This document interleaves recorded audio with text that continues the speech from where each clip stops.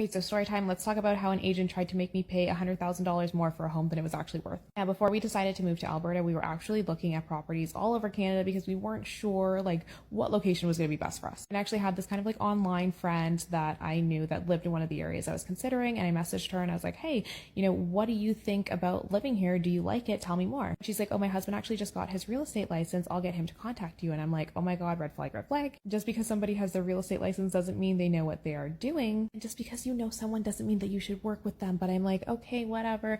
Like, I really like her. She's really cool. So I will at least have the conversation with him. So he sets up the alerts and our dream house ends up getting listed, and we contact him right away. And I'm like, is this the actual value of the home? He's like, no, this is the actual value. So my husband and I were super excited. We're like, oh my God. He goes to see the property. It's beautiful. It looks great in person. We decide to proceed with an offer. Before we do the offer though, I ask him for a comparative market analysis. I ask him like, I want to know what the value range for the property is. Notice here that I said range because value is never a static number. And what the property actually sells for depends on various factors, including demand, how many people are interested in the property, how many offers they get, what the comparable properties on the market are right now, what's going on in the market at the moment. And so he's like, okay, yeah, I'll go back to the office now and I'll pull some stuff for you. So he pulls like 5 comparables, does no analysis, just literally sends the properties. And if you're a real estate agent, the properties are not even in the same general area. Some of them are like an hour, 2 hours away. Real estate markets are very specific. Shouldn't be pulling comps 2 hours away. Anyone who knows what they're doing would not do that. I start questioning him, telling him that it doesn't make any sense, and asking him what he believes the value range for the property is. He tells me it's too hard to come up with a range and that this is the best that I'm going to get.